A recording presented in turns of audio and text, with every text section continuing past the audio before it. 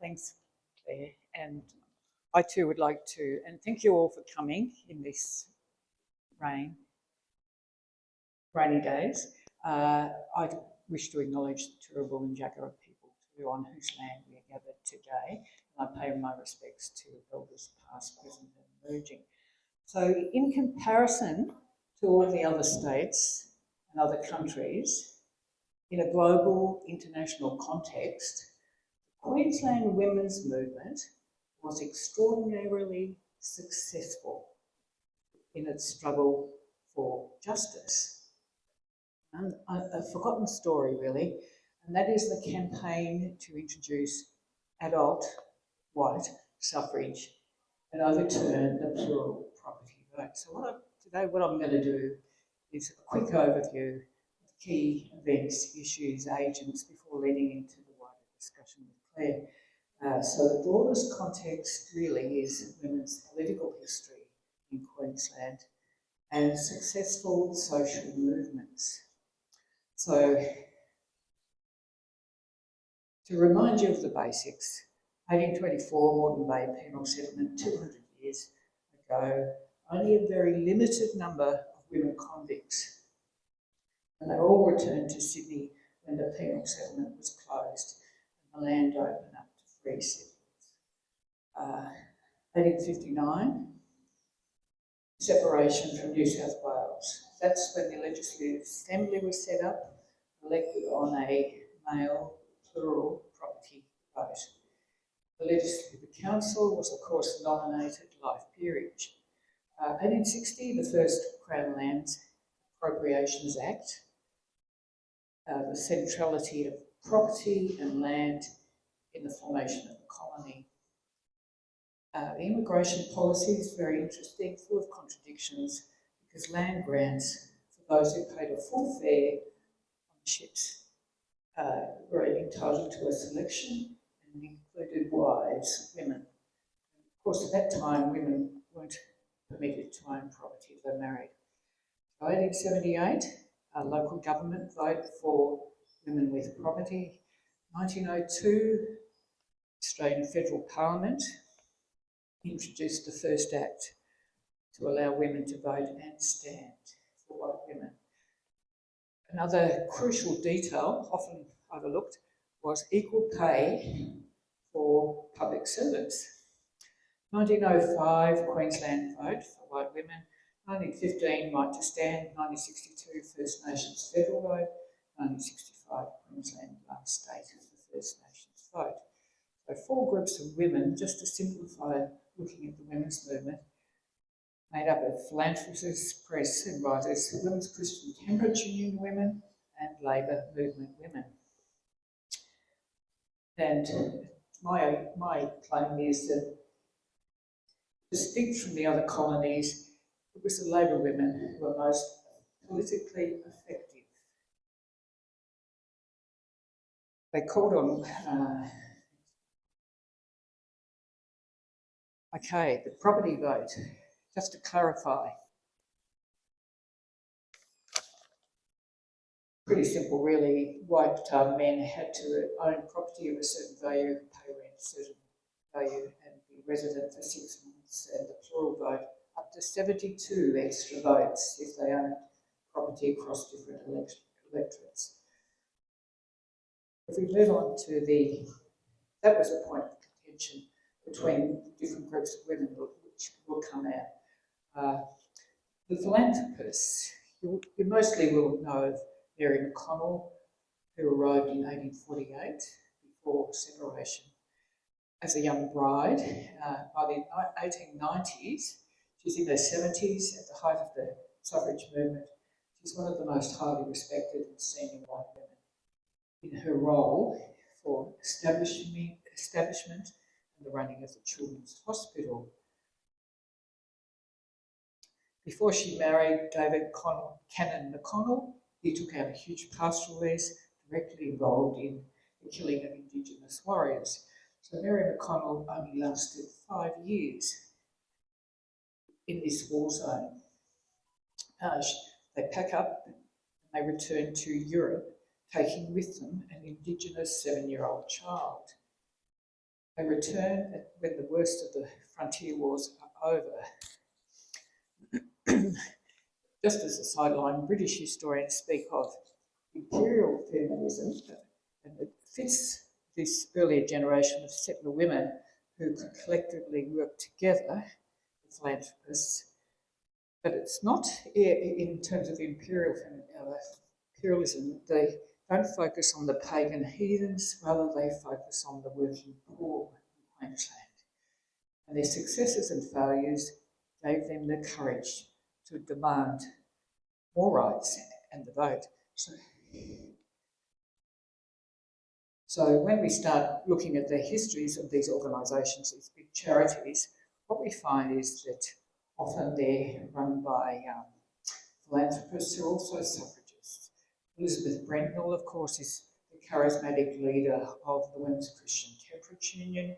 And if we look at her committee, it's full of all the philanthropist women who set up the first suffrage league in Brisbane. Elizabeth Brentnell. What their strategies were high-level deputations. We can start to identify who they were from these newspaper reports. Often they're wives of key professional figures or colonial administrators or various different backgrounds. But when it comes to addressing the basic question of how women in Queensland got the vote, it's not the philanthropists, it's not the middle class women who had much sway. This particular deputation didn't get anywhere. There emerges another generation of women who are the daughters of this group. May Jordan McConnell was the daughter-in-law of Mary McConnell. The Brentnells had two daughters, and both of them were involved in the Women's Christian Temperance Union. Even Emma Miller's daughter was involved.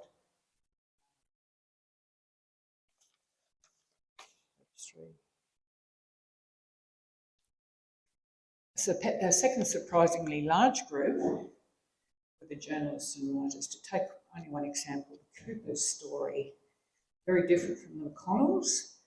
Edward Cooper went bankrupt. He took up a selection with the closer settlement. Meantime, Cooper became a teacher and a writer. She'd been educated at the Bedford Women's College in London. This is the only photo we've got of her when she's a provisional teacher at Albany Creek.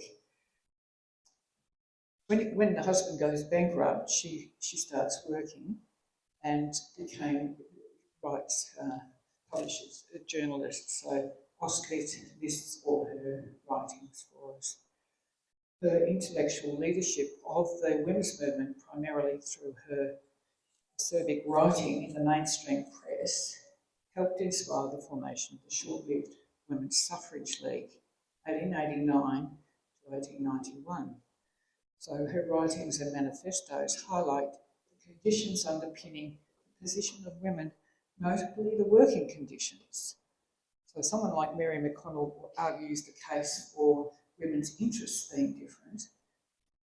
Leontine Cooper argues the case because of unfair working conditions for women. She engages with British and European debates. And she becomes extremely critical of the labour movement in Queensland because of the exclusion of women and girls from the unions.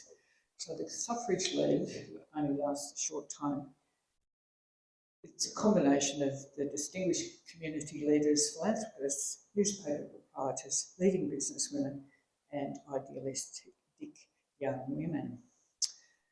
The League successfully lobbies for the Married Women's Property Act 1890, quite late compared to other colonies. The League collapsed after 3 years, in part because of the attack on bourgeois women. It was assumed a property vote, once married women had property, it was assumed a property vote would increase the Conservative vote, so they were attacked as bourgeois The labour movement begins to mobilise in the early 1890s with the widespread shearers' strikes and the economic depression. This is when Emma Miller emerges. She arrived in 1879. She's the first woman to join the workers' political organisation. WPOs are community-based groups throughout the wider colony behind the emerging Labor Party. So with the turn to women's unions in the early 1890s, the first women's union organiser was appointed, and it was actually May Jordan McConnell, whose father was Henry Jordan, the Liberal politician. When a royal commission was instigated into working conditions in Queensland, it was the first time in the Western world women were appointed in an official legacy.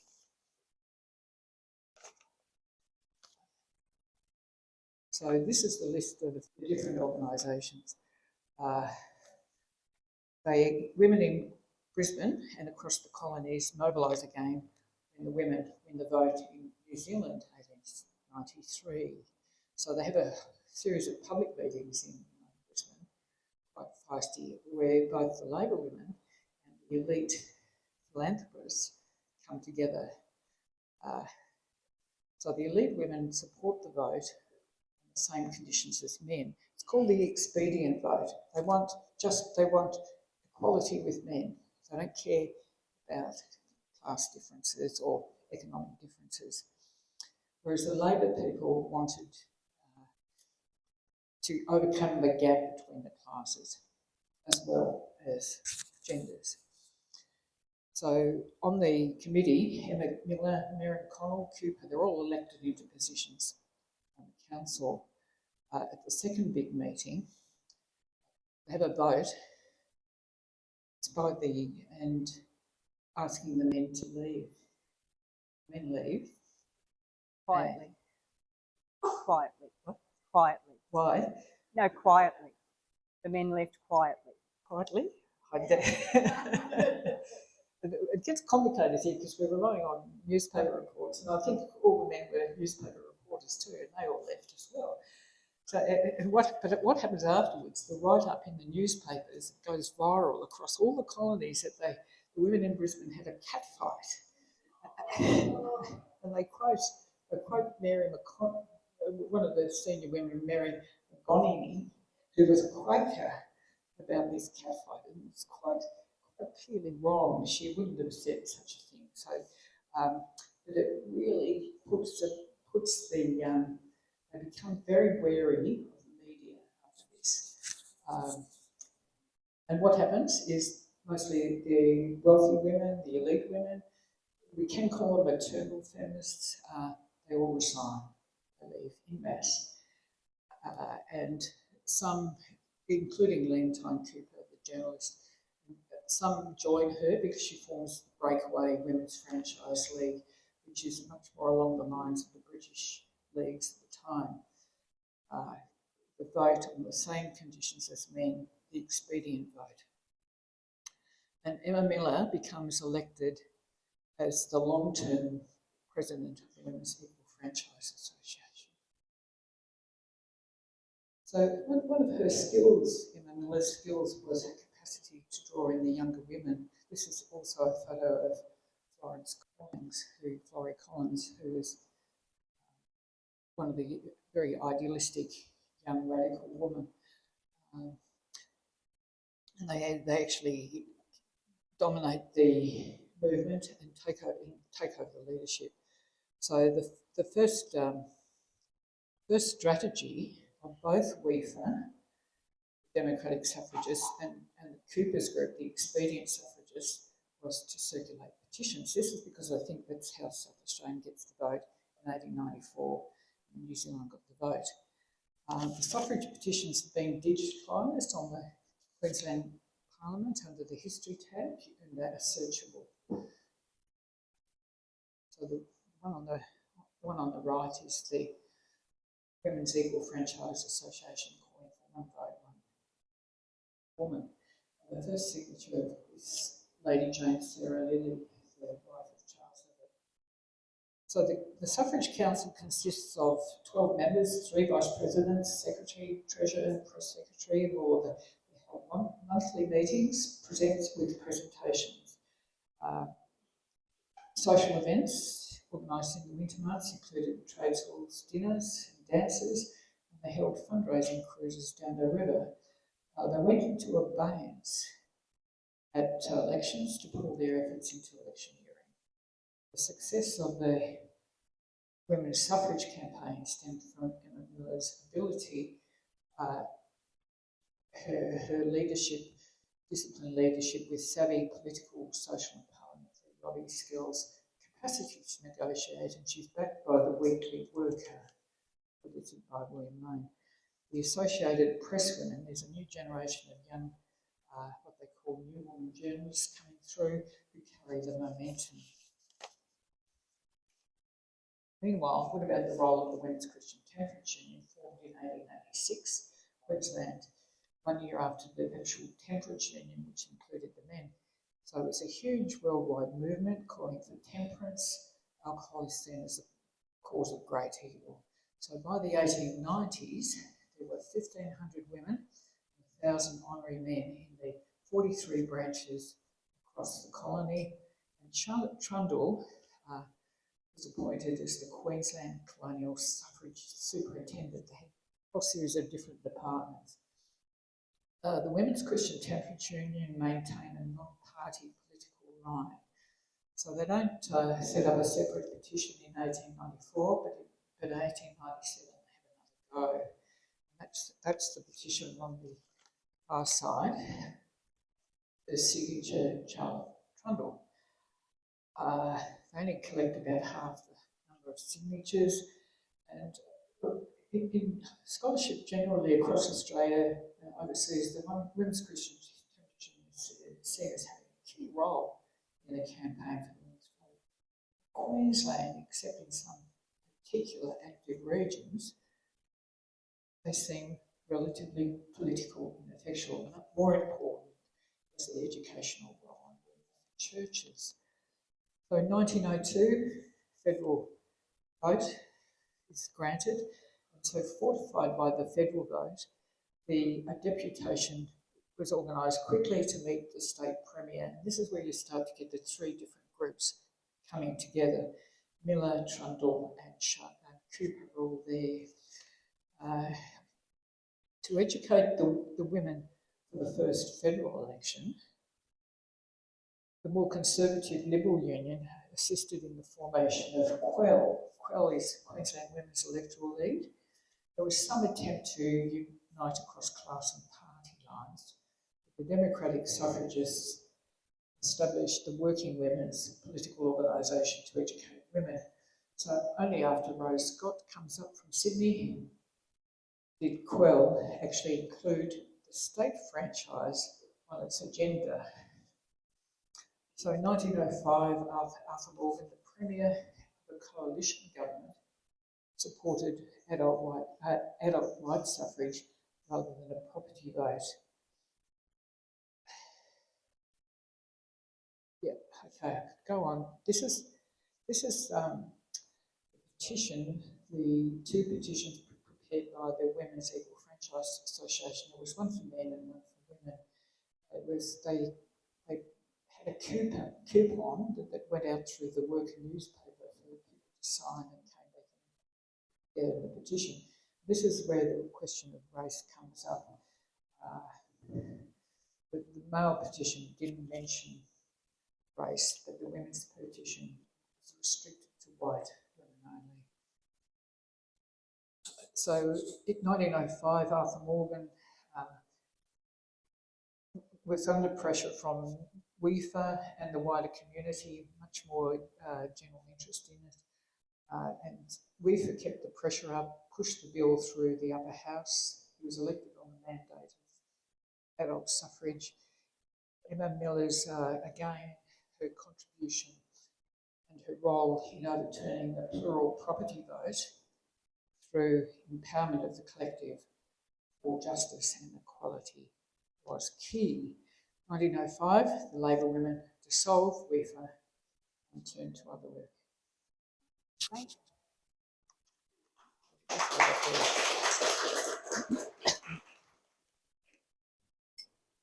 Happy now?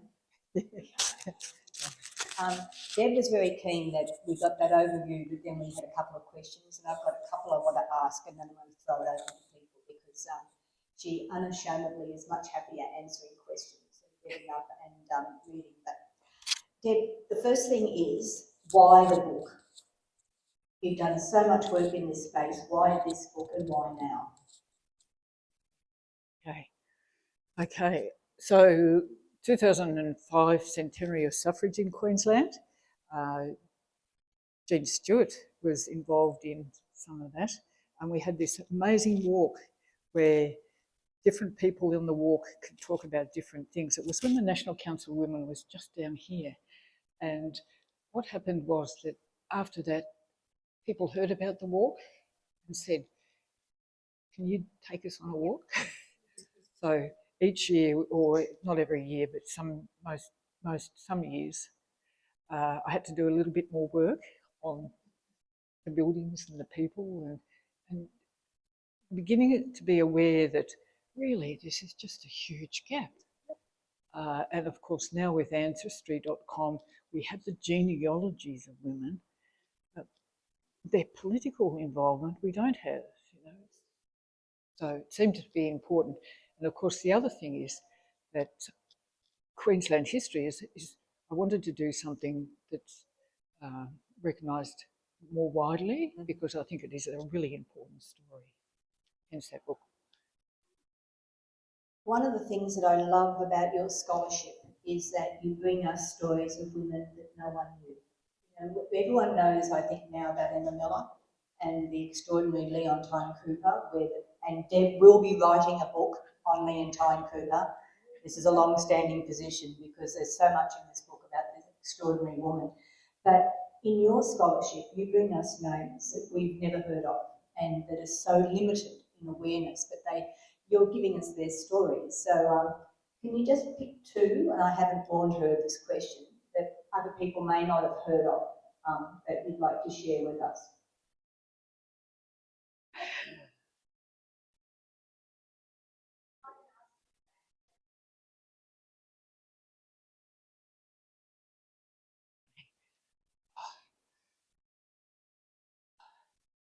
Maybe someone from Ipswich? Ipswich. Ipswich is...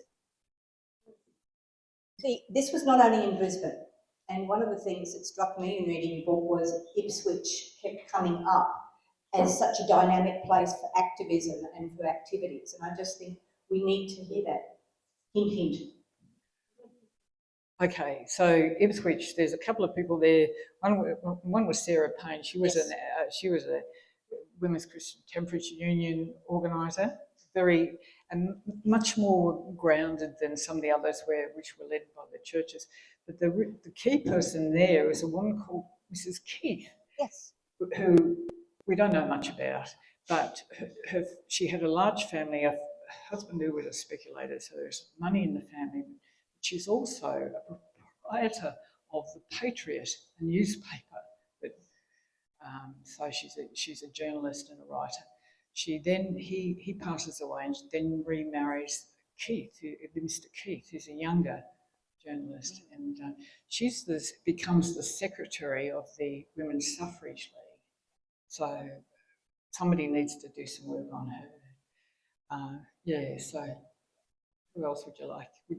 And if we could lead on there, the other issue is throughout this book, it talks about the role of the media.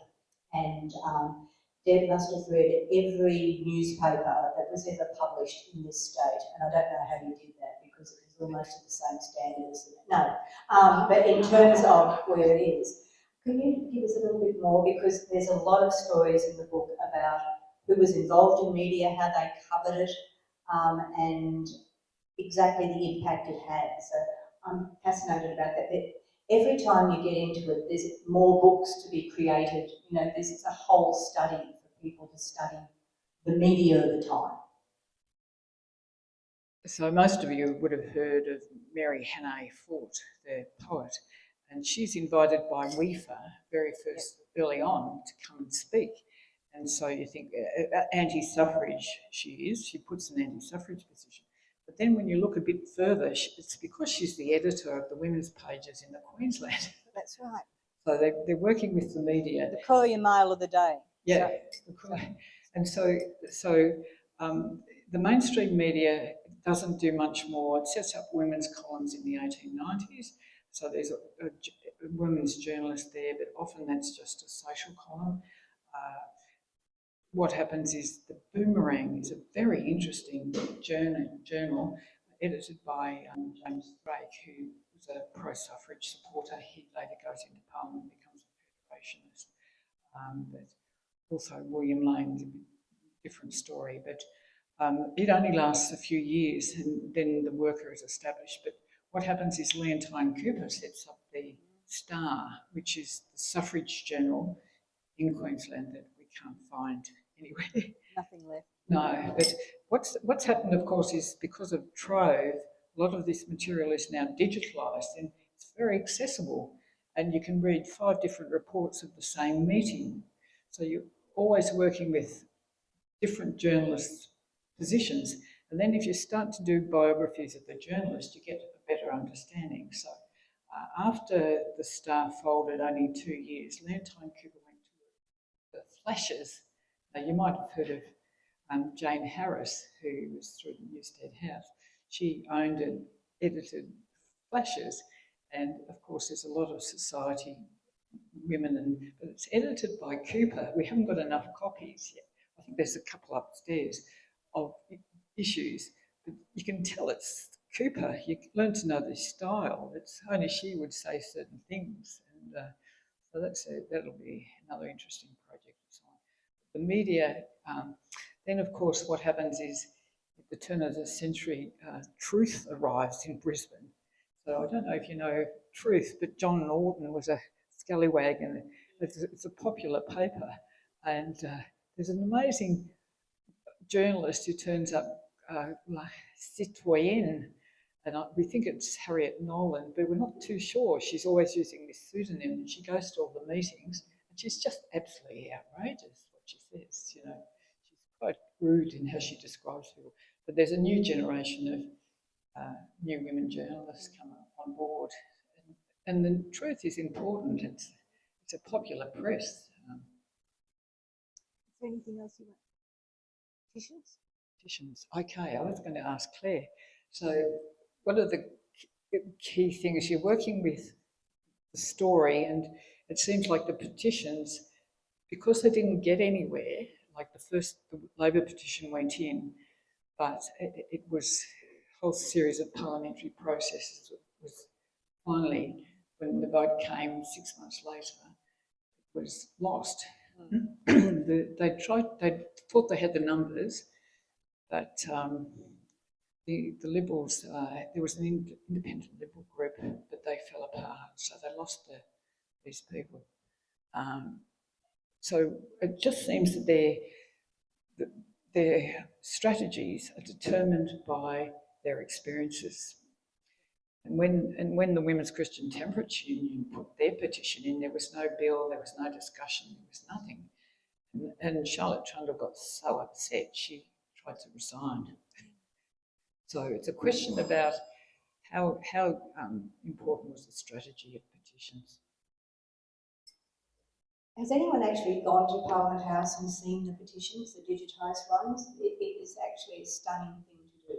And Deb did a lot of work with the Parliamentary Library to get them available to the people of Queensland. So one of the things that we've done in the past is actually had talking with school groups, trying to see whether they can find people from their own part of Queensland in the petition, and that leads to more activity at the local level.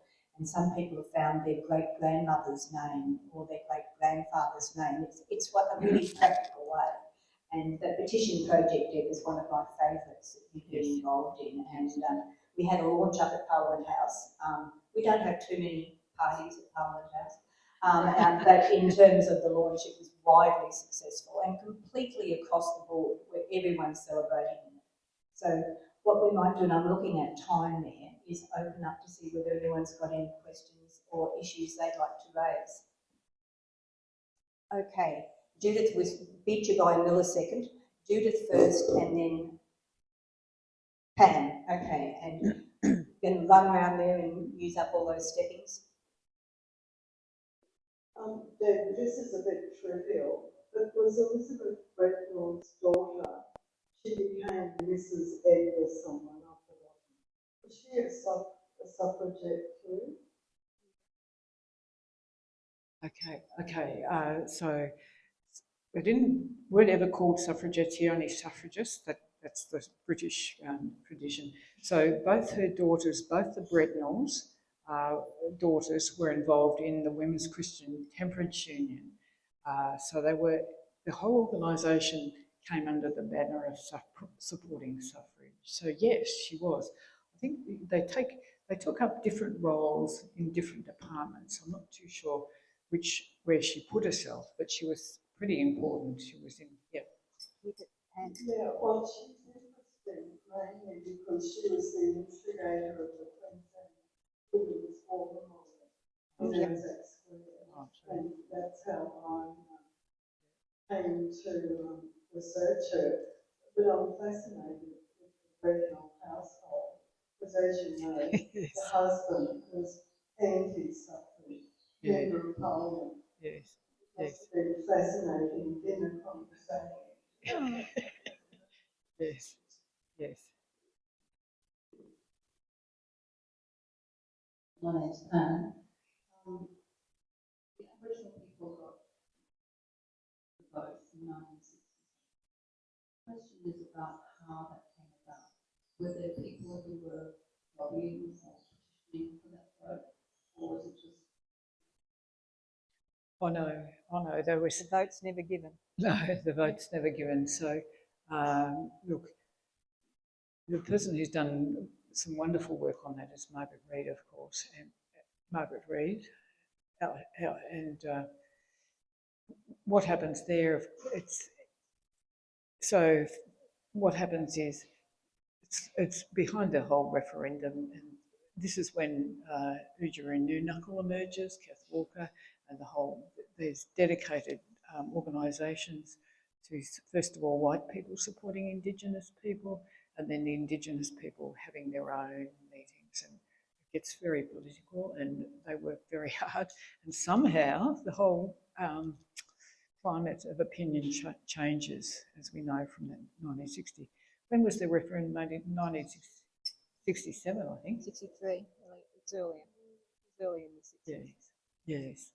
So what happened is the issue of race begins when Charles Lilly tries to get the vote in. I think it was very early on, 1871. And there's a Conservative. He's not in power at that time. They amend the bill to exclude all people of different races. So there's an act against it even. And so the white women, when they formed the suffrage movement, compromised on that. And we can see that they closed the gap about gender equality and closed the gap on class equality in part, but the issue of race.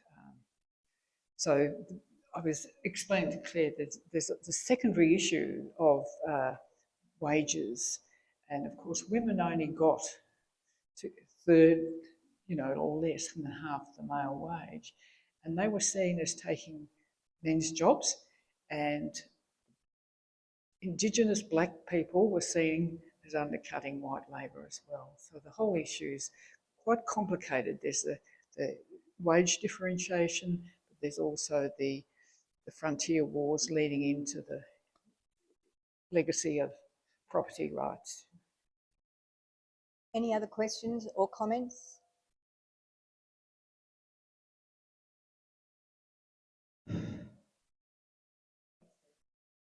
The first slide was It Yes. was. Yes.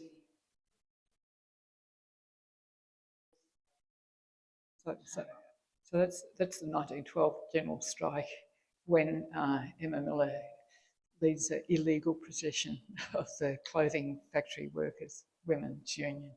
So really, we don't even get photos of women in public through the 1890s. I think they organised a Labor Day, 8 hours day, and they put the women in a vehicle. They weren't allowed. This is 1908 about, so it's all very slow. But clearly, the impact of the suffrage and the suffragettes and the big processions in London had some kind of effect. Yes.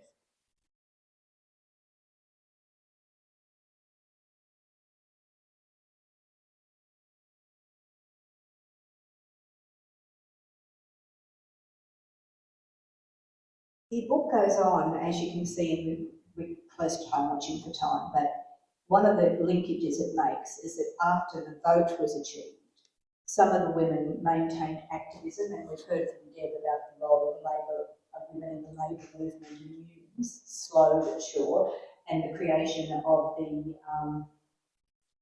National Council of Women, which was a natural progression of the Leontine Cooper and that group. But the other thing that one of the major chapters talks about is women in the peace movement. And I think that was an interesting process, that women who had been particularly active in receiving suffrage then became very active in the anti-war movement, which led to the conscription votes. And we haven't got time to go into all of that, but that's an element of the activism that came out from there as well. And some of these, the groups of that slide of the women in white who were the Red Cross workers, and their treatment within terms of conditions is awful. But I thought I'd throw that question. So you might have heard of Helena Huxon, who was the wife of John Huxon, who introduced a bill for women to stand in Parliament in 1915. She was quite an amazing philanthropist involved in all kinds of things. But she thought nurses should be paid during the war. She thought the VAD should be paid. So this is it's a question of really where women's compassion lies, and I think, and why they lose out on so much, and they weren't paid. All these women weren't paid. They're volunteers, whereas all the soldiers, of course, get paid. So this is where the big differences between men and women come in again. So this is just to remind us that women's compassion is sometimes a difficult thing. Great. You need this, so it's quick.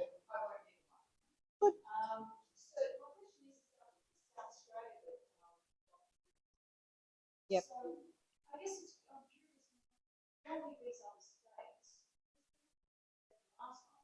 Yep. No. So no. did these other states, these other states actually assist the other states? So there's a couple of books everybody should know about. One's Claire Wright's You Daughters of Freedom, and it tells the national story.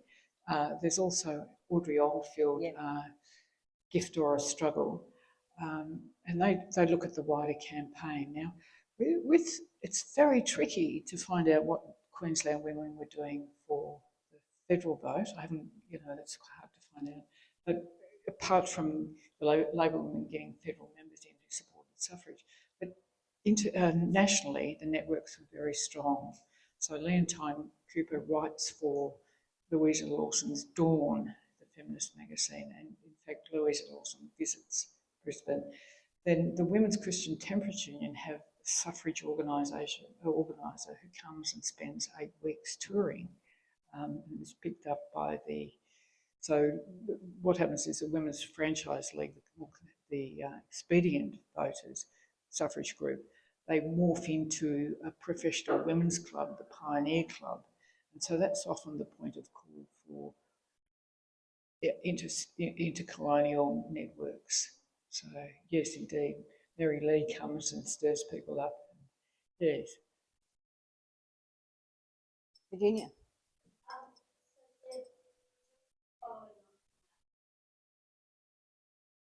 Yes.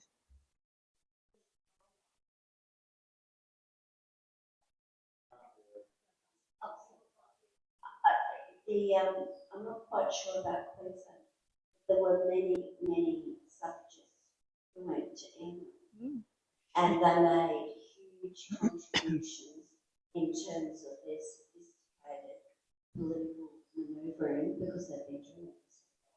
And also just things like driving, you know, the painters all around Britain. They drive people, they painted, they did so many things. And of course, I'm thinking of Muriel Matters because that's a fascinating story. But were there any Queenslanders over to England? Because those stories are fascinating. Look, so what happens in 1905, the National Council of Women is set up. The Queensland branch is directly connected to the International Congress of Women. So Queensland women represent them overseas through the International Congress of Women. So there's a few, and they're doing all kinds of things, and they're expected to speak up about suffrage. That's right. So there's a book by James Keating. It's quite lovely. He looks at all the international connections and the women who go off overseas. So James Keating.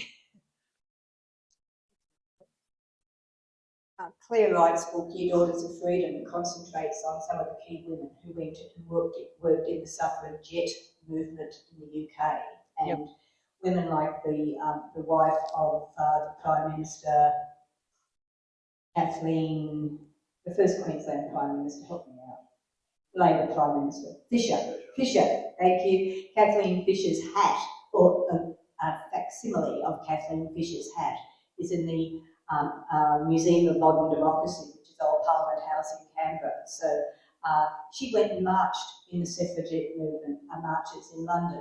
It's a stunning story about how this knowledge and passion was shared. But for me, it is the Queensland women like Emma and Leontine Cooper who travelled around Queensland gathering information to get people to be involved in the clothing they wore, without cars, by train, by dray, and they've got, you know, issues of them going to Camberwell and going to far north Queensland, talking about the right to vote in town halls. That is just so inspirational, and the more we actually get that knowledge and awareness to the current generation, the better, because these women and the men who supported them should never be forgotten, and that's part of the work that you do, Deb. And we so appreciate the work you do and can continue to do. And this book is so important as a step along the way. And I know that you're going to give this book. Yes, I'm going to offer it to the library here in the Historical Society.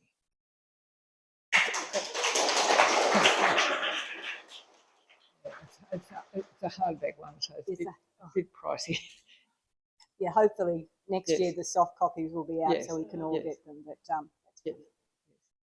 So, thank you very much. Please, Deb's going to be with us for a while. Please come and talk with her and talk about the book.